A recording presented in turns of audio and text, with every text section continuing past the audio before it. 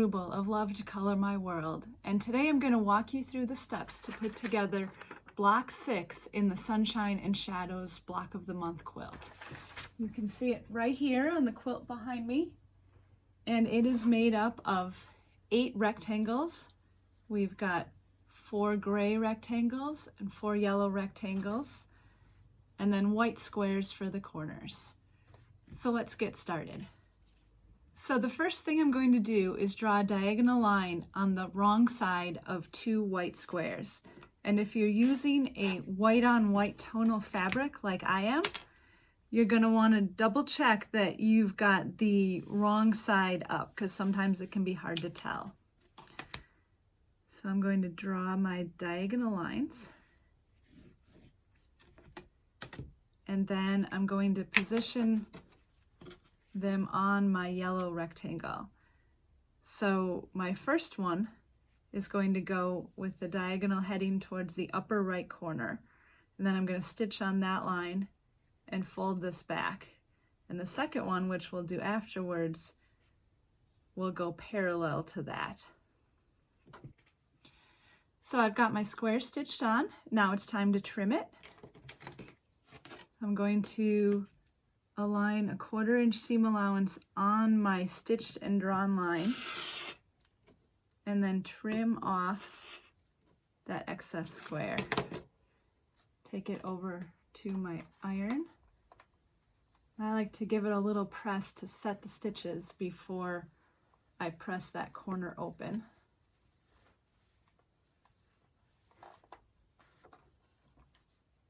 Okay. So I've got my first corner on, and now I'll be laying the second piece like this. Now this is almost a flying geese unit. You can see if I angled it so that my drawn line went like this, when you fold it back you get that triangle shape for a flying geese. But instead we're going to do it parallel to our first seam, and that will give us this diamond or parallelogram shape that makes up our block units. Okay, same thing with this one. Going to line up a 1/4 inch line on my ruler on my stitched and drawn line. Remove that triangle. And press it open.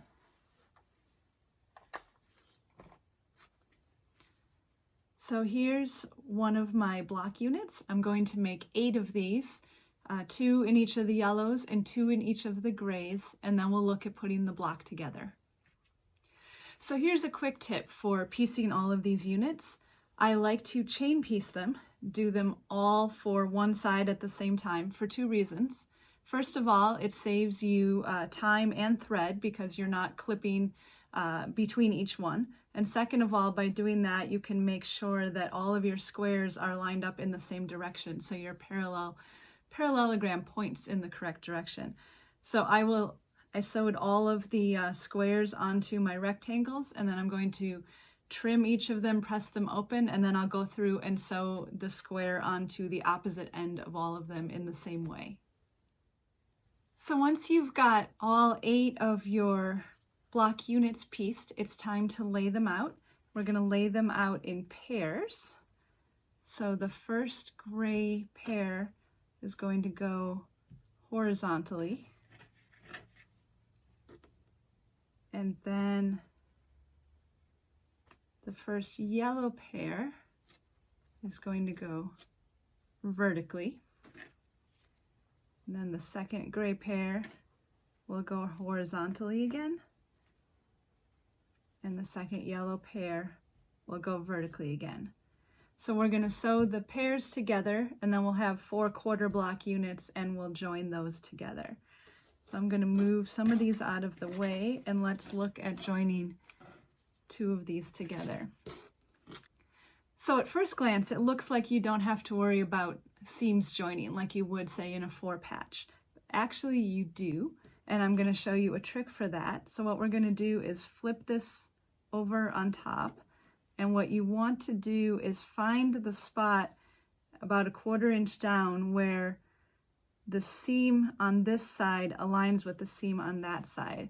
Because that way, after you sew it, when you open it up, you can see I'm just holding it here, but this diagonal line extends. It's not over a little bit that way or that way, but it extends straight down. And that's what happens when you match up those seam lines. So what I'm going to do is take a pin and I'm going to put it through where the seam is at the front, about 1/4 inch down, and then just kind of feel and try to hit that seam on the back side. Now if I flip it over, I see that I did hit the seam. So I'm going to put a pin in there.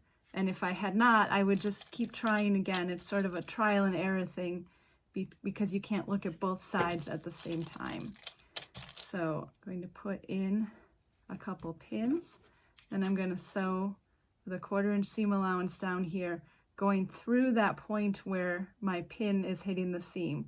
So you want to leave that pin in as long as possible so that you have the best opportunity to get right there and get a nice match. Okay, let's take a look at how I did. So if you look, there's a tiny bit of overlap, but essentially that line goes right through. So I'm happy with it. I'm going to press it. And this is a spot where you may want to consider pressing the seams open, just because with that sort of double diagonal seam, there can be a lot of bulk in the middle. So it's okay if you want to press them to one side, but this is a place where pressing them open is not a bad idea. Okay, so there's my first 1/4 block unit, and I'm going to make 3 more of those, and then we'll join those together to complete our block. So I've got all 4 of my 1/4 block units made, and now we're going to assemble our block. We're going to start out by joining the blocks into 2 rows, and then we'll join the rows together to complete the block. Now the only thing you need to know here is similar to the last, we need to put in a pin to mark up where some seams meet. And so in this case, it's going to be our diagonal seam here, and then the join on the back where that point is from that gray. So I'm going to put my pin through, and I can see I'm on the seam on this side, and flip it over and see I'm a little bit low. So I'm going to put it in a little bit higher. That's a good spot. And then secure it and put in 2 more. So then when I'm stitching, I'm going to aim right for where that pin goes in, because I know that's where my seams join, and that's how I'll end up with the points. So I'm going to do that for both rows, and then do the same to join the rows together to complete our block. Ta-da!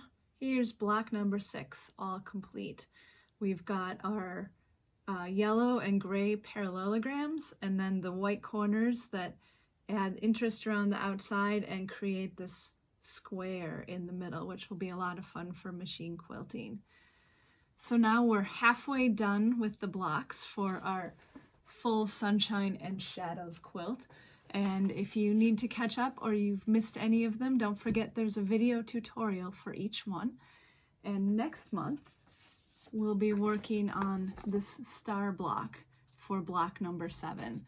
So happy sewing this month. I look forward to seeing you next month.